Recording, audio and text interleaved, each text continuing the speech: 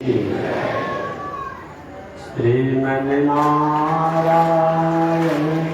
लक्ष्मी नारायण श्रीमन्नारायण लक्ष्मी श्रीमन्नारायण नारायण नारायण श्रीमन्नारायण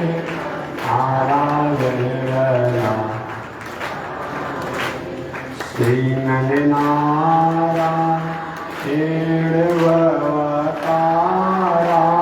भवतारायण श्रीमन्नारायण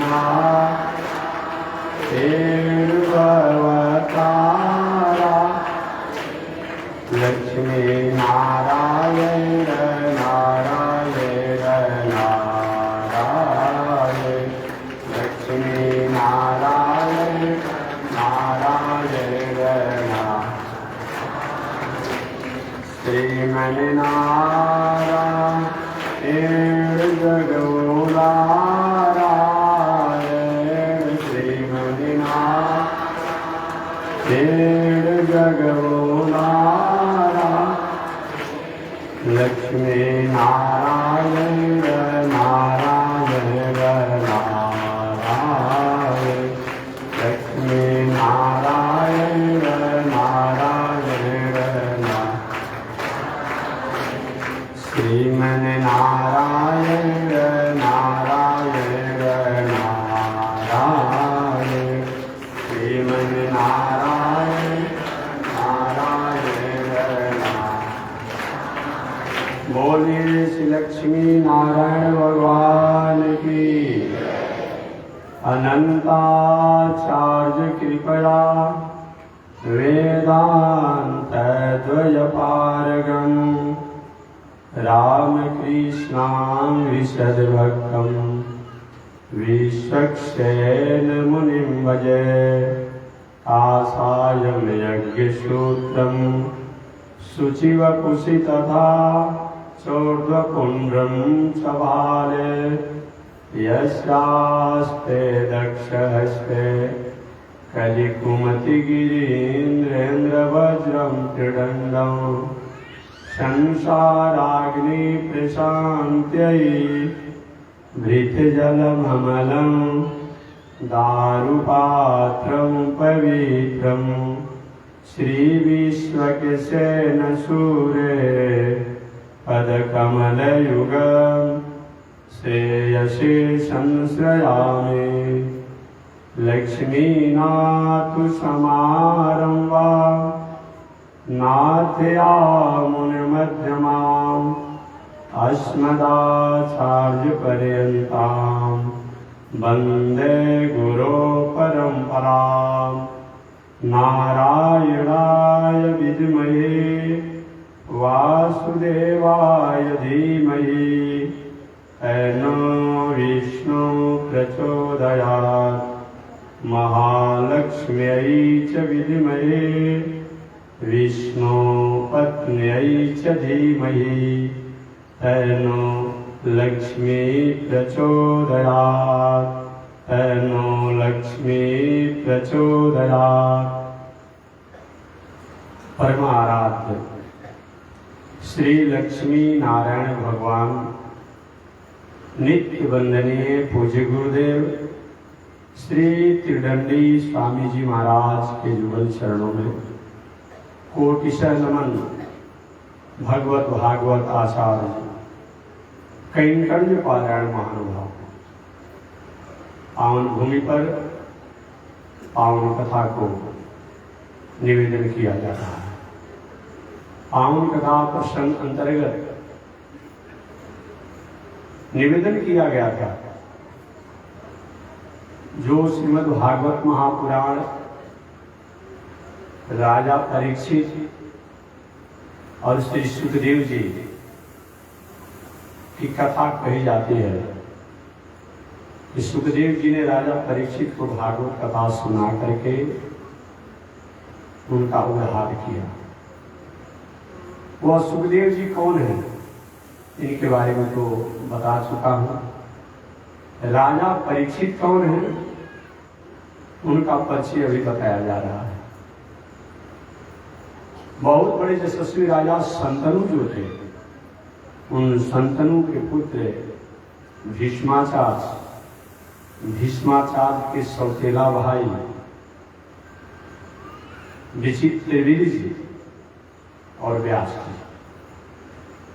एक से भीष्माचार्य, विचित्रवीर्य जी और व्यास जी सौतेला भाई हैं, यानी भाई ही हैं। माता का, पिता का अंतर हो, माता का अंतर एक भाई है। विचित्रवीर्य जी की दो पत्नियां थी। बड़ी पत्नी से धृतराष्ट्र, छोटी पत्नी से पांडु जी हुए। दासी से विदुर जी हुए। दासी का मतलब केवल कहीं से जाकर किसी स्त्री को रख लेना दासी नहीं होता है, याद रखिएगा। राजघरानों की अपनी मर्यादा होती थी कि बड़ी पत्नी जो होती वह रानी कहलाती और पत्नियों को दासी शब्दों से भी संबोधित किया जाता है। इसे दासी का मतलब केवल ही नहीं, कहीं से उठा कर लाकर रख लिया गया उसे दासी हो गई। धृतराष्ट्र, पांडु और विदुर जी हस्तिनापुर में रहे। धृतराष्ट्र जन्मान थे तो उनको राजा नहीं बनाया गया, पांडु जी को राजा बनाया गया। कथा आप सब सुन चुके हैं। धृतराष्ट्र के एक सगे के पुत्र, दो पत्नियों से, पांडु जी के दो पत्नियों से 5 पुत्र। समय के काल चक्र में महाभारत संग्राम हुआ। उस संग्राम में 1 अरब 66 करोड़ 20 लाख 10 हजार नरसंहार हुआ। रोज मैं कहता हूं कि वर्तमान समय में जो भी संग्राम होता है, जितना नरसंहार महाभारत संग्राम में हुआ उतना नरसंहार अभी नहीं देखा जाता। 1 अरब 66 करोड़ 20 लाख 10 हजार नरसंहार, 10 हजार आदमी लापता हो गए। 10 लोग मात्र बचे थे महाभारत संग्राम में। 10 पांडव लोग विजय को प्राप्त किए। धर्मराज युधिष्ठिर द्वारिकाधीश को अपने गोलोक धाम जाने के बाद हुआ कि काहे को राज और किस लिए राज, अपने राज को अपने वंशज अभिमन्यु पुत्र परीक्षित को राजगद्दी पर बैठा करके स्वर्गारोहण की यात्रा करते हुए पांडव लोग अपना उद्धार किया। एक कथा सुन चुके। राजा परीक्षित मर्यादा से राजकाज की व्यवस्था को चलाते हैं। कुल खानदान का संस्कार तो है, संत के प्रति, महात्मा के प्रति, विद्वानों के प्रति, प्रजा के प्रति अच्छी उनकी भावनाएं हैं। पूरी प्रजा उनसे प्रसन्न है। जिस राज में राजा के शासन से प्रजा को प्रसन्नता न हो, राजा का दुख, प्रजा का आह, प्रजा का दुख राजा पर पड़ता है। जिस राज में राजा कहीं गलत मार्गों में हो तो उसका प्रभाव, उसका दोष राज पर पड़ता है। राज में बहुत प्रकार का उपद्रव होता है। इसलिए राजा और प्रजा दोनों को मर्यादा से रहना चाहिए। राजा परीक्षित मर्यादापूर्ण राजकाज की व्यवस्था कर रहे हैं। बहुत आनंद है। समय से परीक्षित जी का विवाह भी हुआ। विवाह से जन्मेजय इत्यादि पुत्र भी हो गए। एक बार गलती हो गई परीक्षित द्वारा। गलती यह हुई कि अपने पूर्वजों के तिजोरी को राजा परीक्षित ने खोला, देखा। उसमें बहुत से संपत्ति थे, बहुत से आभूषण थे, बहुत से रत्न थे। मन में थोड़ी सी चंचलता हो गई। देखिए, सोना का मुकुट हो, चाहे पन्ना पुखराज का आभूषण हो, अरे देखो ना भाई, उधर पीछे ले जाओ, चाहे तुम बात में रोज बातें समझते हो, ज्ञान में कोई होगी और कोई बात होगी तो समझाना पड़ रहा है। वही कह रहा है तो हम जा रहे हैं, सुन जाते फालतू काम करा रहे, अरे कभी खिलाना किसी को बैठा खिला लोग समझते नहीं है, और भी नहीं समझती है, रोज तुमको परेशान करना बिना काम के छोड़ कौन कीजिएगा था गाँव के सब काम है।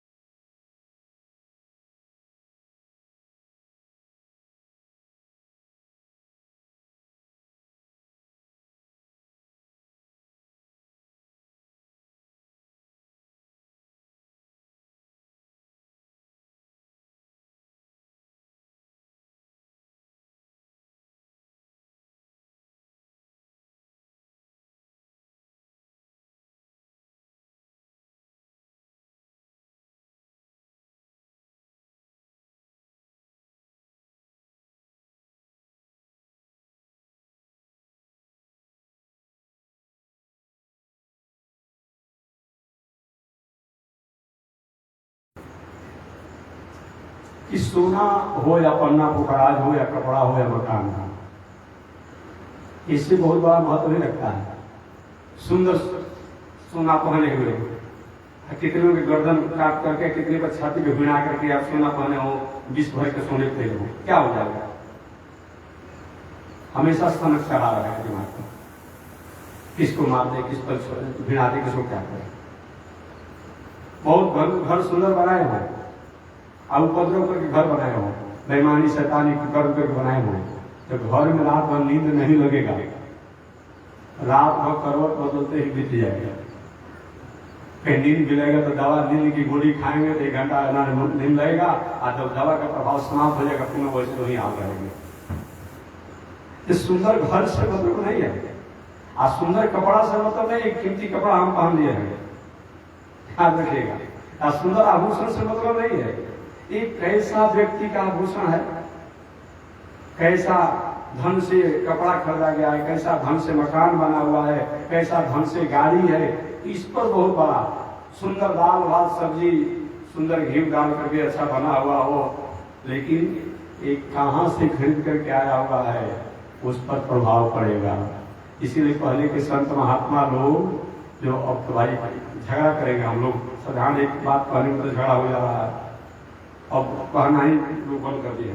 नहीं तो लिखा रहता था कि कौन कौन लोगों के अन्न नहीं खाना चाहिए, लिखा रहता था, जिसका आचरण ठीक नहीं है, चाहे कोई किसी जात का हो, उसका भोजन नहीं करना है, लिखा रहता था। और भी बहुत कुछ बातें आती थी, लेकिन अब तो हम लोगों ने नियम माना कि नहीं भैया, और आप कांचा वाले ले आ गया, अच्छा हम अपना से भोग लगाएंगे, भगवान को दे देते तो भगवान को हो जाता है, फिर आपका रवैया नहीं गया। एक बहुत नियम है। राजा परीक्षित राजकाज की व्यवस्था को संभालते थे, अच्छी बात है। एक दिन उन्होंने अपने पूर्वजों की अलमारी को खोला, तिजोरी को खोले, और अलमारी तिजोरी को जब खोले वो, तो खोलने के बाद उसमें जिन जिन राजाओं को उन्होंने विजय प्राप्त करके और विजय के रूप में आभूषण उनका, रत्न का मुकुट रखे थे, वो तिजोरी में रखा हुआ था। उसी तिजोरी में जरासंध का मुकुट था। हालांकि राजा परीक्षित जाने नहीं कि जरासंध का ही मुकुट है, लेकिन ये उनको पता था कि अनेक राजाओं पर विजय प्राप्त करके इसमें आभूषण इत्यादि रखे गए हैं। उसी में जरासंध का भी मुकुट था। जब भीम दादा द्वारा जरासंध का वध कर दिया गया, तो जरासंध के वध होने के बाद जरासंध के मुकुट को जरासंध का बेटा, जिसका नाम था सहदेव, एक तो पांडव के भाई भी सहदेव थे, एक जरासंध के पुत्र का नाम भी सहदेव था। तो सहदेव ने कहा, जरासंध के पुत्र सहदेव ने कहा कि मेरे पिता का मुकुट है महाराज, यादगारी में मुझे दे दीजिए। भीम दादा के नहीं, मैं विजय सूचक इस मुकुट को ले जाऊंगा। और पांडव लोग तो नहीं पहने, लेकिन उस मुकुट को ले जाकर तिजोरी में रख दिए। तिजोरी में रख दिए तो प्रभाव तो उसका हो ही गया। जैसा खाएं अन्न वैसा बने मन, जैसे पिए पानी वैसा बने पानी। पांडवों पर तो बहुत प्रभाव नहीं हुआ, क्योंकि वो लाकर रख दिए थे, लेकिन थोड़ी सी उसका दोष और प्रभाव तो आ गया। मैं हमेशा कहते रहता हूं महानुभाव से कि देखिए, आप अपने घर में कभी वास्तु पूजन करा लिए, कि प्रवेश करा लिए, वास्तु शांति करा लीजिए, लेकिन हमसे अगर पूछेंगे ना, तो हम कहते हैं कि हर साल आप घर में वास्तु पूजन करा दीजिए, इसे घर अच्छा था। लेकिन लोग क्या करता है, अब पीढ़ी तो 3 पीढ़ी का भी प्रवेश किया गया है, वास्तु पूजन किया गया है, वास्तु शांति किया गया है, और उसके बाद घर में कितना उपद्रव हुआ, कोई शराब पी कर आ गया, कोई मछली मांस खा के आ गया, कोई उपद्रवकारी आ गया, कोई पापी आ गया, कोई कुकर्मी आया, घर में बहुत प्रकार के ऊपर नीचे व्यवहार हुए हैं, और 3 पीढ़ी पहले के प्रवेश किया गया है। अरे कितना भी सुंदर कपड़ा है, हम पहनते तो कपड़ा गंदा नहीं हो जाता है, हो जाता है। कितना भी सुंदर कपड़ा हो, नया हो, कितना भी सुंदर हमारा आपका शरीर हो, लेकिन साबुन सर्फ लगाते हैं तो 2-5 दिनों बाद शरीर गंदा नहीं होता है। जब ये सब 2-10 दिनों में गंदा हो सकता है, तो घर में पूजा करा दिया गया के बाद तो 7 घंटे कोई चलेगा नहीं। समय समय से अपने घर में आप कुछ न कुछ वास्तु पूजन की तारीख करा दीजिए। इसी पहले के जमाने में हमारी माताएं हर पूर्णिमा को सत्यनारायण की कथा अपने घर में सुनती थी। अब तेरी काम लगभग बंद हो गया, नहीं तो पहले हर पूर्णिमा को, और सबसे कम खर्चा वाला अगर कोई कथा था तो सत्यनारायण जी का कथा होता था। उससे भी घर में कुछ न कुछ जागृति बनी रहती थी, ये होना चाहिए। इसीलिए मैं कहना चाहता हूँ पुनः एक बार कि कपड़ा हमारा नया पहनने पर भी गंदा हो सकता है, शरीर में साबुन सर्फ लगाने पर गंदा हो सकता है, घर मकान दलान को डेंटिंग पेंटिंग करते हैं वो भी डिस्टेम्पर हो सकता है। तो जिस घर की वास्तु पूजन किया गया, वो भी तो भाई घर में कुछ न कुछ उन्हें व्यवहार होने से उसका भी तो वास्तु पूजन को शक्ति कमजोर हुआ। इसलिए कम से कम साल में एक बार जरूर कम बेसी करके वास्तु पूजन कुछ कर लीजिए, घर के शांति की। हर घर में ऐसा होना चाहिए। परीक्षित अपने पूर्वजों की तिजोरी को खोल करके, अलमारी को खोल करके उस मुकुट को देखे, मन में उत्कंठा, कितना सुंदर मुकुट है। इस मुकुट को पहनकर कहीं प्रजा के निरीक्षण में चलते तो अच्छा लगता है। मन में भावना बना ली, ठीक है, देख करके तिजोरी को वैसे रहने की। जब प्रजा का निरीक्षण में चलेंगे तो उस मुकुट को मैं पहनूंगा, दिमाग में बना ली, भावना बना ली। अगला दिन परीक्षित जी अपने प्रजा के निरीक्षण में निकले थे। अचानक एक बहुत बड़ी उन्होंने घटना देखा, और घटना यह देखा कि काला रंग का व्यक्ति जो विकराल स्वरूप था, लाल लाल बाल था, बड़े बड़े दांत थे, लाल लाल नेत्र थे, मूंछ रखा हुआ था। ऐसे काला कलर का पुरुष एक गाय को और एक बैल को डंडों से पीट रहा था। अब गाय को और बैल को डंडों से पीट रहा था। यह घटना, इस कथा को विस्तार से बाद में बताऊंगा, अभी तो कोई प्रसंग बस में सुना रहा हूं। प्रसंग बस को सुना रहा हूं। कल से आज इसमें श्रीमद् भागवत महापुराण की प्रथम तारीख है ना, आज से मैं महात्म्य कथा भी संक्षिप्त कर दूंगा। आज से भागवत कथा हम प्रारंभ कर जाएंगे। अभी तो हम परिचय बता रहे थे राजा परीक्षित का सुखदेव जी, और इतना 10 दिन से 15 दिन से आप कथा जो सुन रहे हैं, और आपको भागवत में निष्ठा हो जाएगी। और एक अचानक कोई राजा परीक्षित ने कथा सुना, सुखदेव जी ने सुनाया, आधा लोग तो समझे महाराज जी काहे सुनाया, क्या हुआ, लेकिन इतना जानेंगे तो समझ नहीं आ गया भाई राजा परीक्षित कौन थे, सुखदेव जी कौन थे। अब आगे उसके प्रति हमारी रुझान हो जाएगी, निष्ठा हो जाएगी। बिना जान न होके प्रीति, इसलिए पहले इंट्रोडक्शन होना चाहिए, परिचय किसी का होना चाहिए। एक कथा व्यास में बेचारे क्या करे, 7 दिन में पूरा भागवत सप्ताह सुनाना है, 18,000 श्लोक का सारांश सुनाना है, क्या करेंगे। उनको भी व्यवस्था है, उसमें थोड़ा सा गान बजान भी है, उसमें भी लग जाता है समय। 3 घंटा कथा सुनाना है, उसमें से लगभग 1.5 से 2 घंटा तो गाने बजाने में लग जाता है। बाकी 1-1.5 घंटा कथा सुनाना है हम लोग को। 3 घंटा की कथा जो हो रही है उसमें 1.5 घंटा तक गान बजाना। अगर 6 वो भी भजन भाव गाए, एक भजन गाने में उसने 15 मिनट का समय लिया तो 6 को 1.5 घंटा तो लग गया। और 6 उससे बेसी गान बजान कर दिए अगर एक दिन की कथा में, तो अधिक कुछ समय लग जाएगा। तो ये सब काम करना है लोगों को। तो चलिए, तो मैं निवेदन करना चाह रहा था, अभी विस्तार से कथा में बात सुनाऊंगा, आज महात्मा सुना। राजा परीक्षित ने एक घटना देखा, अरे मेरी राज्य में ये प्रथम बार ऐसी घटना, जिन गायों को सुबह सुबह जगने के बाद हम वेद भगवान का ये मंत्र है कि अगर कहीं आगे की तरफ मैं देखूं रास्ते को, तो गाय का दर्शन हो, विद्वान का दर्शन हो, पतिव्रता नारी का दर्शन हो।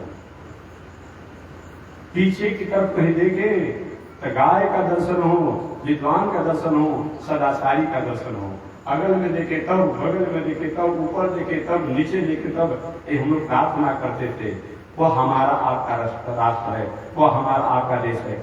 हमेशा मैं कहता हूँ कल हमारे यहाँ पुरुष लोग विद्वान नहीं होते, हमारी यहाँ की माताएं जितनी विद्वान होती है, स्त्रियां जितनी विद्वान होती है, उतना पुरुष नहीं होते। अरे भाई ऐसे भी तो अब लक्ष्मी के मालिक है, तो लक्ष्मी इनके पास नहीं तो पुरुष के पास रहेगा।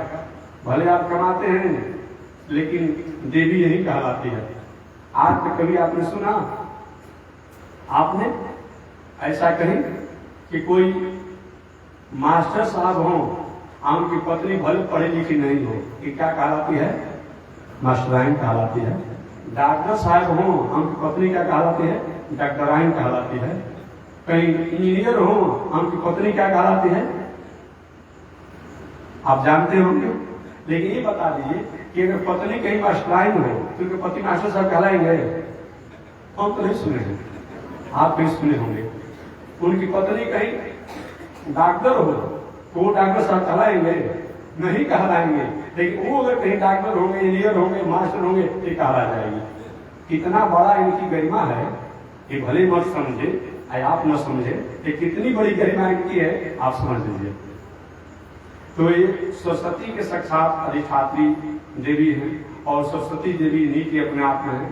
तो ये अगर और पुरुष बालक, लड़का और लड़की दोनों एक साथ पढ़े और दोनों मन लगा कर पढ़े, दक्षित पढ़े, इनकी जितना विद्या तेज होगा उतना बालक का नहीं होगा।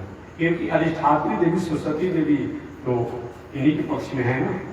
कई माताएं जो आज ही विद्वान नहीं होती है, पहले भी होती थी। हमको बहुत अच्छा लगा, कुछ दिन पहले हमको किसी ने बताया कि बक्सर में एक बालिका ने आयुष में कि इसमें अपने आप कॉम्पिटिशन में आया। हमें आना ही चाहिए, आना ही चाहिए भाई, पढ़ना चाहिए, उन लोग को आना चाहिए। बस एक ही बात इससे हमारा है, आप लोग सुनिए, खूब पढ़िए, खूब बड़ा बनिए, खूब कॉम्पिटिशन में आइए।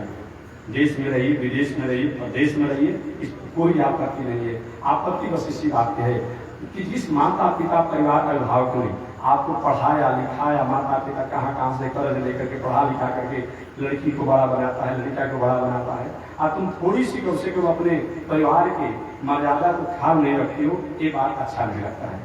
और तुम्हारा पढ़ा लिखा कर पिताजी की चलो बेटी का विवाह करेंगे तो चलो कन्यादान करेंगे, प्रसन्नता होगी, तुम उधर से उधर तुम ठीक ठाक हो जा रही हो, ये बात नहीं है। मेरा खुली बात बताती है, खूब पढ़ो लिखो गरिमा से, लेकिन माता पिता के कम से कम गरिमा को, बाबा की गरिमा को तुम याद रखो कि हम भले देश में पढ़ते हैं, विदेश में पढ़ते हैं, जहाँ पढ़े, लेकिन जिस माता पिता हमको पढ़ाते हैं तो कोई उनकी इच्छा है कि हमारी बेटी का हम कन्यादान करें, तो उसकी कम से कम एक प्रतिष्ठा को तुम बरकरार रखो। पिताजी की इच्छा है कि हम कम से कम समझी बन करके पीला मुरेठा बांध करके अपने बेटी का विवाह करते, बेटा का विवाह करते, और बेटा वहीं से ठोर कर दिया, पिताजी हमारे लिए व्यवस्था नहीं करना, हम सब ठीक ठाक हो गए हैं। वो व्यक्ति के संसार में जीने के कोई मतलब होता है? क्या जिक्र करोगे तुम? संतानोत्पत्ति तो सब पशु पंछी भी करते रहते हैं, ये कोई मतलब होता है? नहीं, इस पर जरूर ये हमारे देश के राष्ट्र के होनहार जो बालक हैं, बालिकाएं हैं, उनको जरूर इस पर विचार करना होगा। आप पढ़िए, लेकिन जो आप अपने तरीका से अंतरजातीय विवाह या ऐसे भी जो इधर उधर चंचलता में व्यवहार जो हो जा रहा है, एक बात पर थोड़ा सा विचार किया जाए, अन्यथा कोई मतलब नहीं रह जाएगा। ये संसार का, राष्ट्र का और हमारे भारत की कोई पहचान नहीं रह जाएगी। भारत की पहचान संस्कार है, भारत की पहचान संस्कृति है, भारत का पहचान मर्यादा है। आज भारत संस्कार, संस्कृति और मर्यादा के कारण ही जाना जाता है। मैं नहीं कहता हूं, पुनः एक बार मैं याद दिला दिया, आपने स्वामी विवेकानंद जी का नाम सुना होगा, माताएं विष्णु की पढ़ी लिखी होगी। स्वामी विवेकानंद जी, उनका एक नाम नरेंद्र भी था, नरेंद्र भी था, रामकृष्ण परमहंस जी के शिष्य। स्वामी विवेकानंद जी विदेश गए थे, वे घूम रहे थे विदेश की गलियों में, अचानक घूमते घूमते स्वामी विवेकानंद जी ने एक घटना देखा। एक घटना देखा कि चिलचिलाती धूप, जोड़ों की धूप, एक युवती कब्र पर, कब्र समझते हैं जहां शव को, लाश को गाड़ दिया जाता है जमीन में, एक कब्र पर चिलचिलाती धूप में बिना छाता लगाए, बिना सूरज के ताप का आधार दिए, उस चिलचिलाती धूप में शरीर पसीने पसीने हुआ है, और कब्र पर पंखा डुला रही थी। स्वामी विवेकानंद जी को मन में संशय हुआ कि हमारे भारत के ऋषियों ने, संतों ने, विद्वानों ने भारत की ही नारियों का कहीं अच्छा प्रतिष्ठा दिया है, वे लोग प्रशंसा किए हैं। बताइए, भारत में ऐसी कोई नारी हो ही नहीं सकती है जो अपने पिता के, चाचा के, पति के, भाई के मरने पर कब्र पर जा करके और कहीं पंखा डुलाए। बहुत उनके प्रति प्रेम होगा, पिता के प्रति, भाई के प्रति, चाचा के प्रति, बेटा के प्रति, तो रोते रोते द्वार तक जाती है। परिवार के लोग कहते हैं कि और जाने की आवश्यकता नहीं है, बेचारी लौट जाती है। एक इतनी नारी है कि जो शव को गाड़ दिया गया है जमीन में, वो शव गल गया कि सड़ गया कि क्या हुआ, एक वहां क्या करे, कब्र पर पंखा डुला रहे हैं। कितनी पतिव्रता है। सुबह से शाम तक ले स्वामी विवेकानंद जी इस घटना को देखते रहे। वो भी युवती कुछ पढ़ी लिखी थी। शाम का जब समय हुआ तो जब कब्र से निकली, जब सायंकाल होने लगा कि महात्मा जी प्रणाम, मैंने तो आपको भेष के दिखने से पता चल रहा है कोई संस्कार संस्कृति से संपन्न कहीं देश के आप हैं। आपका भेष बता रहा है, आपका परिवेश बता रहा है, आपका कपड़ा बता रहा है कि गिरवा कपड़ा है, आप शायद भारतवर्ष के होंगे। कहाँ आपके यहाँ तो अपनी पत्नी को छोड़ करके, चाहे अपना बेटी हो, अपनी बहन हो, अपनी फुआ हो, अपनी माता हो, और नारी को तो छोड़ दीजिए, अपनी बेटी हो तब भी, अपनी फुआ हो तब भी, अपनी माता हो तब भी, ऐसी भी नारी को अगर ललाट को देखा जाता है, बहुत देर तक देखा जाता है, तो कलम का बताया गया है, दोष बताया गया है। और आप जब से आए सुबह से शाम तक हमको देखते रहे कि आप में धर्म नहीं है। उस युवती ने विवेकानंद जी से पूछा, विवेकानंद नहीं दे देवी, ऐसी बात नहीं है, धर्म तो हमारे लिए है। तो कहीं जो धर्म आपके लिए है तो आप ऐसा सुबह शाम हमको देखे क्यों? देखी नहीं है। मैं तुम्हारी घटना को देख करके मैं हैरान हूं। मैं सोच रहा हूं कि हमारे देश के ऋषियों ने, देश के विद्वानों ने, देश के शास्त्रों में, हमारे वैदिक शास्त्रों में, सनातन शास्त्रों में पक्षपात किया गया है। अपने यहाँ के नारियों को कहा गया है कि भारत की नारियां जो होती है पतिव्रता होती है, सदाचारी होती है, दिव्य होती है, तपस्वी होती है, साधक होती है, साध्वी होती है। लेकिन मैं तो देखा कि तुम उस कोटि को ही पार कर गई हो, उस सीमा को तुम पार कर गई हो। ऐसा हमारे भारत की नारियों को मैं नहीं देखा जो तुमको देखा। उसने मुस्कुराते हुए कहा, बाबा आपके वेद, आपका शास्त्र, आपके ऋषि, आपके विद्वान ही सही है। अच्छा तो तुम क्या कर रही हो? उसने कहा कि सुनिए, अभी आप नए साधु बने हैं, आप संत तो हैं लेकिन आपको अनुभव नहीं है। अच्छा, अनुभव नहीं है? नहीं, आपको अनुभव नहीं है। कैसे? उस युवती ने कहा कि हमारे देश का, जहां मैं हूं, मेरे देश का ऐसा नियम है कि अगर किसी स्त्री को पुनर्विवाह करना हो और जब तक से जिससे विवाह हुआ उसके पति अगर मर जाए और जब तक कब्र सूख नहीं जाए और दूसरा विवाह करती है तो उसको फांसी की सजा होती है, मृत्यु दंड दिया जाता है। तो मैं बहुत दिनों तक प्रतीक्षा नहीं कर पाऊंगा कब्र सूखने की।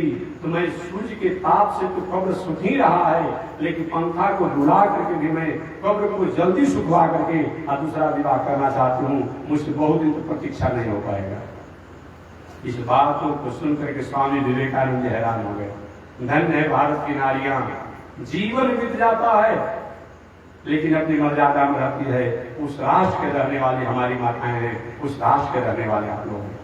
यहाँ इतनी बड़ी माताएं विद्वान होती थी, गार्गी, सांडिल्य, मदनसा इत्यादि प्रवृत्ति की नारियां इतनी बड़ी विदुषी होती है, इतनी बड़ी विदुषी होती है कि मत पूछिए। मदनसा के उपदेशों को पढ़िएगा, गार्गी के, सांडिल्य के, अनुसुईया के, कितनी बड़ी विदुषी थी। ये बात नहीं कहे कि कोई पुरुष से विद्वान होता है, ये माताएं भी विद्वान होती है, ये भी विदुषी होती है, जिनको नकारा नहीं जा सकता है। बहुत बड़ी विदुषी होती ही रहती है। एक बार और मैं कहूं, आदि शंकराचार्य जी का नाम शायद आप लोगों ने भी सुना होगा, सुने होंगे। जब जब भी हमारा राष्ट्र संकट में फंसा है, आपत्ति विपत्ति में फंसा है, इन माताओं ने ही उबारा है। याद रखिएगा, आदि शंकराचार्य जी पूरे दुनिया में घूमते हुए आ गए। पूरे दुनिया में घूमते हुए आदि शंकराचार्य जी जब आ गए और सब जगह विजय प्राप्त किए, प्रयागराज में आए। प्रयागराज में बहुत बड़े मुष्टकोटि के संत थे, उनका नाम था कुमारी भट्ट। कुमारी भट्ट जी अब उम्र ढल गया था तो वे अपने मृत्यु की तैयारी में लगे थे। अग्नि में, भूसी में अग्नि लगा कर मरने की तैयारी में लगे थे। आदि शंकराचार्य के हमसे आप शस्त्रार्थ कीजिए। कहीं कि मैं शस्त्रार्थ नहीं करूंगा। बुढ़ापा होने पर दांत टूट जाते हैं, जीभ कमजोर हो जाता है, और कहीं गलती से का उच्चारण करना हो, जीभ कहीं मुड़ ना रहा हो तो सब अशुद्ध हो जाएगा। दांत कहीं कमजोर हो या टूट गया हो, मूर्धनी से अब दांत नहीं लगे तो मुंह ऐसा काम करेगा नहीं, तो कैसे मूर्धनी से का उच्चारण होगा। इसीलिए एक मैं शस्त्रार्थ नहीं कहूंगा। मेरा चेला है एक बिहार में मंडन मिश्र, उसे जाकर शस्त्रार्थ कीजिए। आज शंकराचार्य जी है मंडन मिश्र के गांव में, और एक मंडन मिश्र को धामा, क्या चीज? मंडन मिश्र को धामा, धामा ने घर पानी भरने वाली पली भरी उनके। समझिए कितना विद्वान माताएं होती थी उस जमाने में। आज शंकर, आज लगभग 2000 वर्ष पहले कितनी विदुषी माताएं होती थी, यही मैं बताना चाहता हूँ। पानी भर रही थी, पानी भरने वाली पन भाई जो कुआं पर, पहले तो बोरिंग नल कल की व्यवस्था कम थी ना, तो कुआं पर पानी भर रही थी। आज शंकराचार्य जी कहे कि मंडन मिश्र को धामा, मंडन मिश्र का कौन घर है? तो पानी भरने वाली पन भरी जो नारियां थी, एक महात्मा जी, ये मंडन मिश्र का घर नहीं बताना पड़ेगा। स्वतः प्रमाणम ततः प्रमाणम की रांगना नाम नृत्य गिरो गिरंगी जानी तन मंडन मिश्र धाम। एक पानी भरने वाली नारियों ने संस्कृत में शंकराचार्य जी को जवाब दिया, क्या चीज? स्वतः प्रमाणम परतः प्रमाणम, स्वतः प्रमाणम परतः प्रमाणम। वेद स्वतः प्रमाण है, वेद परतः प्रमाण है। की रांगना नाम, जहां पर सुगा और सुगी आपस में वार्तालाप करते हो। सुगा कहता है कि वेद स्वतः प्रमाण है, तो सुगी कहती है कि वेद परतः प्रमाण है। दोनों में आपसी संवाद हो रहा हो, जिसके द्वार पर पिंजड़े में जान ही तन मंडन मिश्र धाम, वही मंडन मिश्र का घर है। आए आदि शंकराचार्य जी मंडन मिश्र से शास्त्रार्थ किए, और शास्त्रार्थ में मंडन मिश्र जी हार गए। क्या हुआ? मंडन मिश्र जी हार गए।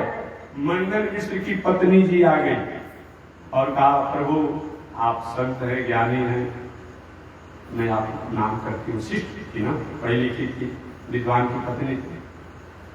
गृहस्थ आश्रम में स्त्री और पुरुष दोनों को मिला करके एक अंग होता है, स्त्री और पुरुष।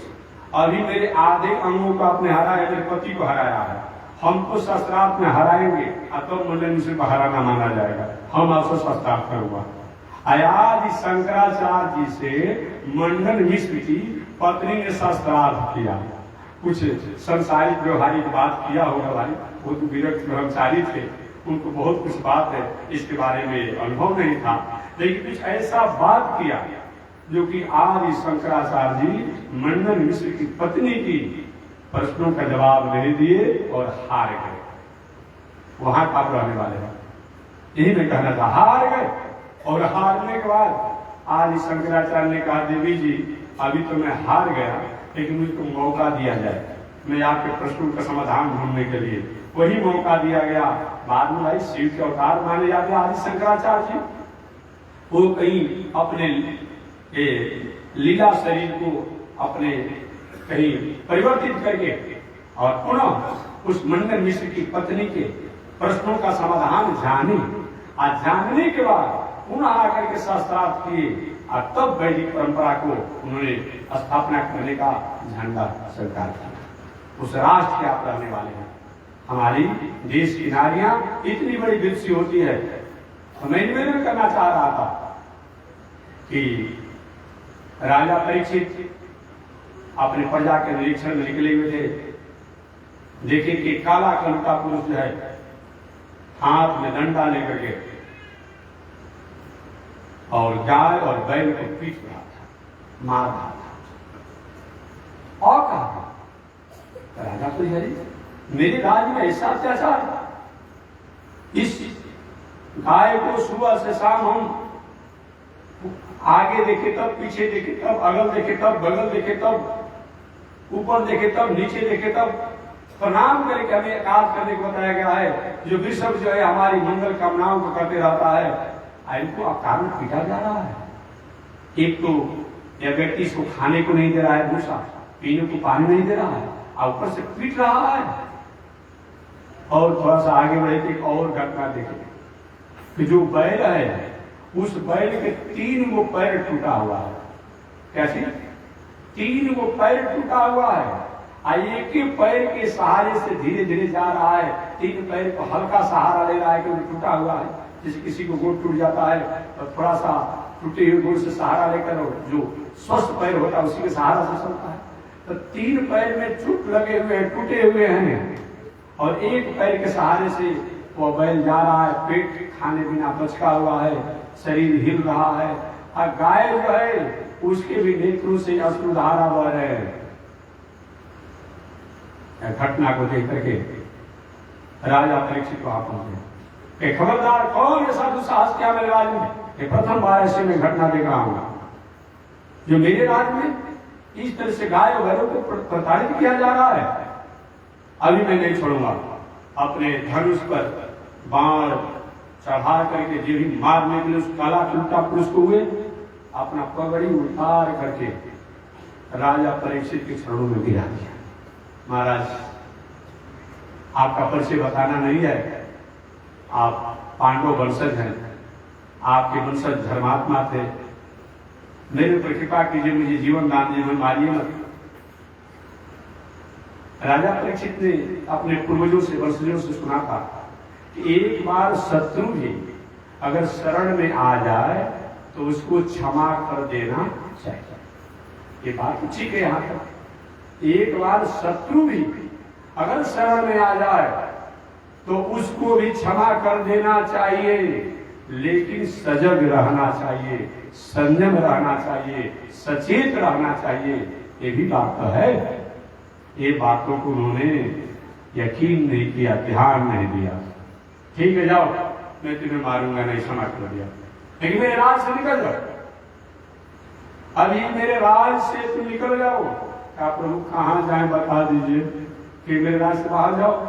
कहा कि जहां जाते हैं आप ही का धनुष्मान तो दिखाई पड़ता है, कहाँ हम जाते, सब जगह आप ही का राज दिखाई पड़ता है, हमें कुछ तो जगह दे दीजिए। महाराज, अगर नहीं अनुकूल है तो जैसा मैं हूं हमारे अनुसार ही जगह दे दीजिए, एक जगह तो दीजिए हमको। अब न जाने राजा परीक्षित को क्या दिमाग में आया, आप देखे न ताव देखे न भाव देखे, न समय की अनुकूलता देखे, कि बताओ क्या चाहते हो कि प्रभु हमको कुछ जगह दे दिया जाए जहां मैं रह करके अपने जीवन को निर्वहन कर सकूं। कि चलो जाओ, एक स्थान तुम्हें देता हूं। कहा महाराज? वेश्यालय। अच्छा महाराज, जैसा कंज्यूमर वैसा आपने बता दिया। अब हम सब, मेरा नाम कलयुग है, इसीलिए हमको आपने वेश्यालय दे दिया। अरे महाराज, अच्छा लोग थोड़े जाते हैं वेश्यालय में, लेकिन मैं कहा ना वही तुमको रहना है। अरे प्रभु, परिवार लंबा छोड़ा है, मैं कलयुग हूं ना। कलयुग का परिवार कलह है, लोभ है, दम्भ है, ईर्ष्या है, दाह है, द्वेष है। परिवार उसका भी लंबा छोड़ा है ना। क्या प्रभु, परिवार लंबा छोड़ा है, थोड़ा सा और जगह दे दिए दूसरा, कि जाओ तब शराबालय, जहां शराब पी करके झूम बराबर झूम शराबी होता। हमेशा हम कहते हैं ना, सरकार चल रही है आप चल रहे हैं पाप पाप पर। क्या करेगी सरकार? रोज नया नया कानून बन रहा है। सरकार सपनों में नहीं सोची होगी कि होम डिलीवरी शुरू हो जाएगा, सपना में नहीं सोचा होगा। न्यायाधीश जी पड़े हुए हैं, रोज कौन कौन कानूनी बन रहा है, रोज प्रशासन अब रात दिन उसी में लगी हुई है। वो भी बेचारा क्या कर रहा है, आगे पीछे कर रहा है, उधर का उधर, उधर का उधर। लोग बक्सर कभी कभी आते हैं, जो अच्छा आदमी है अब उसका गाड़ी को जांच करेगा, और जो रोज काम करने वाला है उसे हिसाब किताब मोड़ के चलता है, उसकी गाड़ी को पार करेगा। नहीं हो रहा। हम लोग कभी कभी उत्तर प्रदेश से आते नहीं देखते हैं। अब हम लोग जैसे संत महापुरुष ऐसा कोई होगा, गांधी महाराज जी खाली फोटो खींच के डाल देना है। और जो वैसे लोग हैं उनको गाड़ी रुकता ही नहीं है, बस उनका अपना हिसाब किताब हुआ है, सब चल जाता है। यही कोई मतलब होता है? थोड़ा क्या करेगा बेचारा, क्या करेगा? सरकार सोची कि चलो बॉर्डर पर जांच लगा देता, काम चलेगा, और लोगों ने क्या क्या नदी पार करना शुरू कर दिया। क्या करेंगे? होम डिलीवरी शुरू हो गया है। ये भी यहाँ पर कलयुग का निवास हो गया। वेश्यालय, शराबालय, दोनों जगह राजा परीक्षित ने जगह दे दिया। अरे प्रभु, जो भी दोनों जगह आपने दिया ना, ये तो ऐसा जगह दिया कि हम क्या कहें। और भी जगह दीजिए, अच्छी जगह दीजिए। ये तो बात मत करो सर, मैं जहां दिया वही तुमको रहना है। ठीक है हुजूर, शराबालय दे दिया, वेश्यालय दे दिया। तीसरा जुआला, जहां जुआ खेला जाता है। काश जुआ का दर्शन अगर पांडवों को नहीं होता, इतने बड़े धर्मात्मा राजा युधिष्ठिर, इतनी परेशानी होती। जुआ जहां खेला जाता है वहां कलयुग का वास होता है। और जुआ मैंने केवल जुए नहीं, जो नाला बदहाला मारते वो भी जुआ ही है, वहां भी कलयुग का वास होता। बहुत से बड़े लोगों को देखते हैं कि बरसात में टाइम पास करते हैं, ट्रेन में जाएंगे तो मूंगफली को फांक कर टाइम पास करेंगे, और द्वार पर टाइम पास करना तो पास करके पास करता है। अरे टाइम पास करना हो तो आप रामचरितमानस रख लीजिए ना, रोज 10 को 20 को चौपाई बोलिए, अध्याय पाठ कीजिए ना, इससे टाइम पास नहीं होगा। तो क्या करता है लोग? ताश खेलता है। लोग ताश का पत्ता नाश का पत्ता है। इसीलिए जहां ताश खेला जाता हो, जहां पर भूत खिला नहला पताहला एक ही बंदूकी जो चलाते हैं आप लोग, वहां भी, और जहां जुआ है वहां भी कलयुग का वास होता है। याद रखिएगा। तो कहाँ कहाँ राजा परीक्षण जगह दिया? एक जहां शराब केवल पीने ही वाला नहीं, शराब का व्यापार करने वाला, शराब को बनाने वाला, शराब को बेचने वाला, ऐसा जो भी उसमें है, ये सब जो है वहां कलयुग का वास होता है। और दूसरा जहां वेश्यालय उससे जो भी संलिप्त हो वहां कलयुग का वास होता है। और तीसरा जहां पर जुआ द्वारा ये होता है वहां होता है। और चौथा हिंसा। हिंसा माने केवल आदमियों को मारना नहीं होता है, बकरा के, बकरी के, मछली के, मुर्गा के मुड़ी इनको हजम कर जाते हैं, तड़पड़ाते रहता है बेचारा, फिर भी दया नहीं आपको आती है। सफेद कुर्ता पैजामा पहने हुए हैं, रास्ता में जा रहे हैं, और थोड़ा सा कहीं किसी कारण से कहीं कपड़ा पर खून का दाग लग जाता है। अरे कहाँ दाग लग गया? इस कपड़ा को नहीं पहनेंगे जब तक खून का दाग नहीं हटेगा। अब बेचारा खून से बह रहा है, धार तड़प रहा है, और पेट में हजम कर जाते हैं। अब बहुत बड़ा धर्मात्मा महाराज जी शिवरात्रि कर लेते हैं, महाराज जी नवरात्रि कर लेते हैं, महाराज जी छठों कर लेते हैं। अरे सालों भर व्रत करिए, इससे क्या होने वाला है? कुछ नहीं होगा। जहां हिंसा, चाहे मनुष्य की हिंसा हो, पशु की हिंसा हो, प्राणियों की हिंसा हो, ये 4 जगह कलयुग ने, राजा परीक्षित ने कलयुग को स्थान दे दिया। कहाँ कहाँ? शराबालय, वेश्यालय, जुआलय और हिंसा। कलयुग ने प्रार्थना किया, प्रभु जी अरे एक भी तो अच्छा जगह दे दीजिए, एक भी तो अच्छा जगह दीजिए। ऐसा ऐसा जगह आपने दिया जो कि अच्छे लोग वहां जाएंगे ही नहीं। अब न जाने राजा परीक्षित के मन में क्या भावना आई कि चलो भाई जब तुम तो इतना गिड़गिड़ा रहे हो तो चलो तुमको सोना में जगह दे देते हैं, सोना में जगह देते हैं।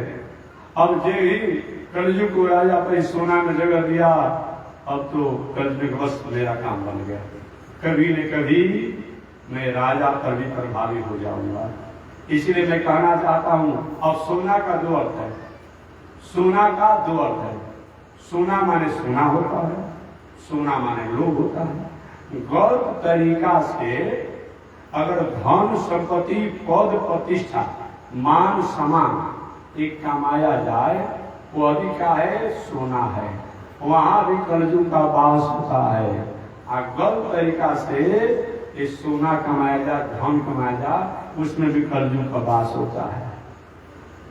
इसीलिए एक बात और कहता हूं, जगह आने वाला है, हर जगह में 2-4-10 को आभूषण भुला जाता है।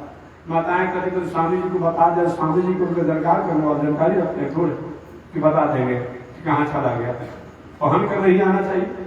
मैं सबसे कहता हूँ आप लोग भी अपने घर का, हमारे नहीं, कहीं भी आप जग में, पूजा में, पाठ में, तीर्थ में, व्रत में, विवाह में, शादी में, मंदिर में, उत्सव में, महोत्सव में, जहाँ 5-10 आदमी से अधिक का भीड़ हो, जहाँ 5-10 आदमी से अधिक का भीड़ हो, वहां कीमती सोना चांदी का आभूषण पहन करके नहीं जाना है, याद रखिएगा। नहीं तो उतना क्या सुना का के कोनो बहन आज करके आपको सोना काट पाएंगे, रोना पड़ेगा। ऐसा नौबत ना आवे। मैं हमेशा कहता हूँ कि आजकल तो 10 रुपए के सोना चल रहा है, उसे चमक रहा है। श्रद्धा है कि हमको लोग समझे भाई आभूषण पहनना है तो 10-20 रुपया वाला 10-20-5 आभूषण खरीद कर पहन लो। अब वास्तविक जो सोना चांदी आभूषण है उसको सुरक्षित जगह पर रख दीजिए। लेकिन भीड़ भड़ाका में कभी भी पहन करके नहीं आना है, नहीं तो कलयुग को आने की संभावना बनी रहती है। इसीलिए माताएं कभी भी जब उगने को, हमारे जग में तो अयो मत कीजिएगा पहन करके, याद रखिएगा। और एक बड़ी आश्चर्य लगता है माता जी को, पुरुष को कभी कभी ऐसा सुनने में आता है, लेकिन माताओं को कहाँ खोई रहती है, कहाँ भुलाई रहती है, और उन्हीं के गला से, उन्हीं के कानों से आभूषण भुला जाते हैं, उनको पता नहीं चलता है, न जाने कैसी खोई रहती है। तो मैं अगर की कहीं चली भी जाओ पहन करके सोना चांदी कीमती आभूषण तो निकाल करके अपने हाथ में पकड़ करके रख लो, और जब तक भीड़ भड़का में रहो बिना सोने चांदी आभूषण के रहो, बाद में अपने घर पर आकर पहन लो, लेकिन कभी भी भीड़ भड़का में सोना चांदी पहनना ठीक बात नहीं है।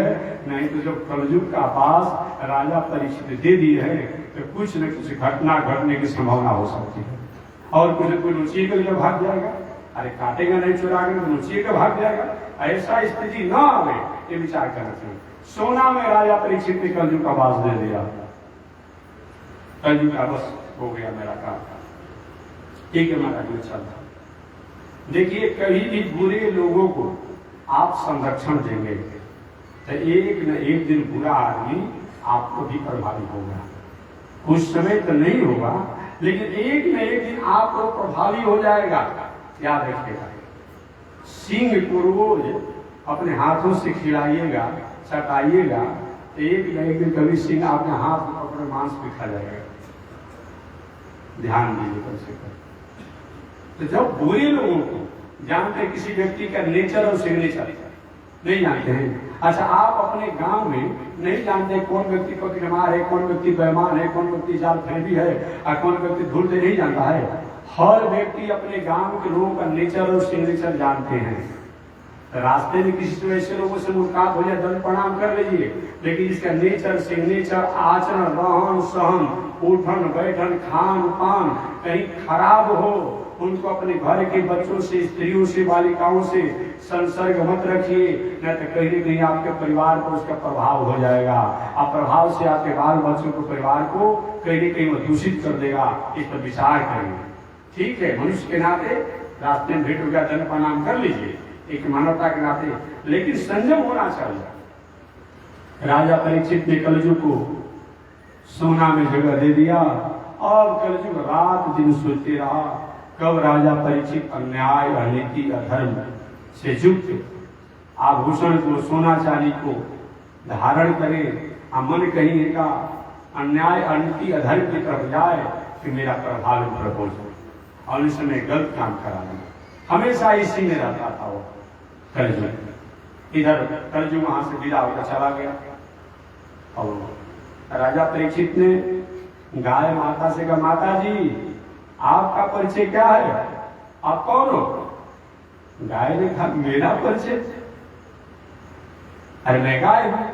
नहीं नहीं, इतने उस कलयुग द्वारा पीटे जाने के बाद आप उसको सहन करते रहे, क्या आप साक्षात पृथ्वी माता नहीं है? भगवान श्री कृष्ण के अपने गोलोक धाम जाने के बाद तुम आय का रूप धारण करके और विचरण कर रही हो और विचार कर कहो मेरा सहारा कौन होगा। शायद उनके जाने के बाद तुम सुख में रो रही हो, कष्ट में रो रही हो, क्यों रो रही हो, क्या तुम्हारा परिचय है, तुम्हारा दुख का क्या कारण है? गाय ने कहा, मैं किसको दुख का कारण बताऊं। वृषभ जो 3 पैर जिस बैल का टूटा हुआ था, कहा अरे भाई तुम्हारा परिचय क्या है, तुम कौन हो? कि महाराज मैं तो धर्म हूं। अच्छा आप धर्म हैं, बैल का रूप बनाए 3 पैर कैसे आपका टूट गया? उस धर्म ने कहा कि जब सतयुग में, त्रेता युग में, द्वापर युग में मैं धर्म स्वरूप में रहता हूं, मेरा मान सम्मान आदर रहता है, लेकिन ये भी कलयुग आता है अब मेरा बहुत स्थिति नहीं रहती है, मैं वृषभ बैल का रूप बना करके हूँ। अच्छा है 3 पैर कि महाराज धर्म के 4 पैर होते हैं, उन 4 पैर सतयुग में धर्म के सुरक्षित और स्वस्थ रहते हैं।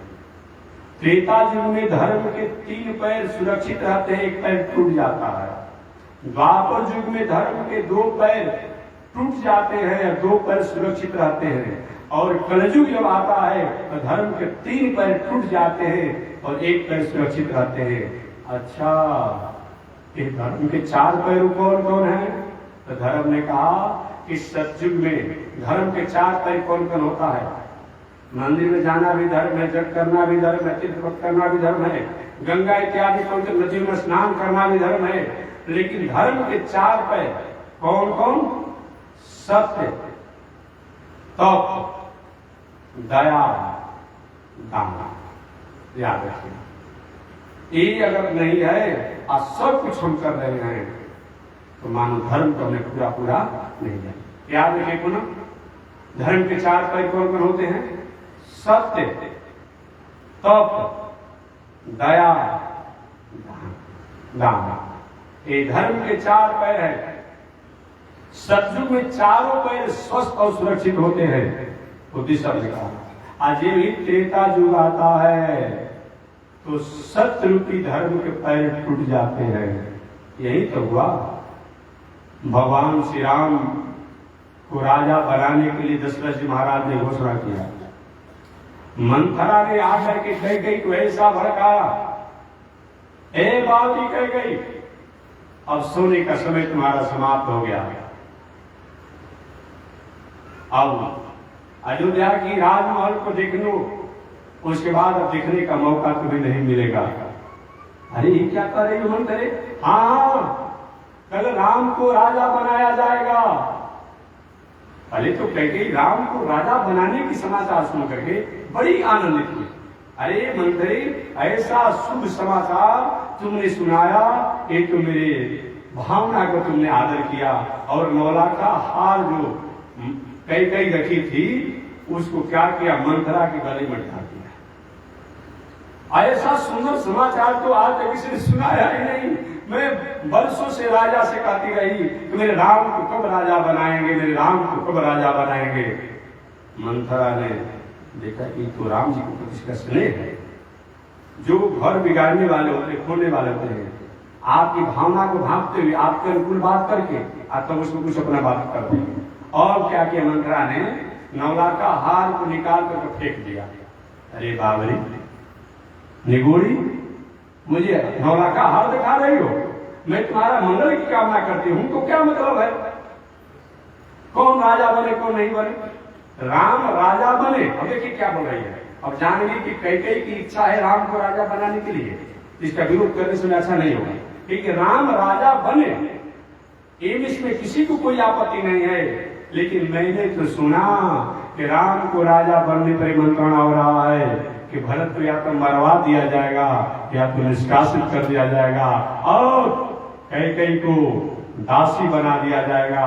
यह तैयारी वर्षों से चल रहा है, 6 महीना से चल रहा है और तुमको सूचना नहीं दिया गया। यही झूठ हो गया, सत्य का अभाव हो गया, जबकि ऐसी बात नहीं थी।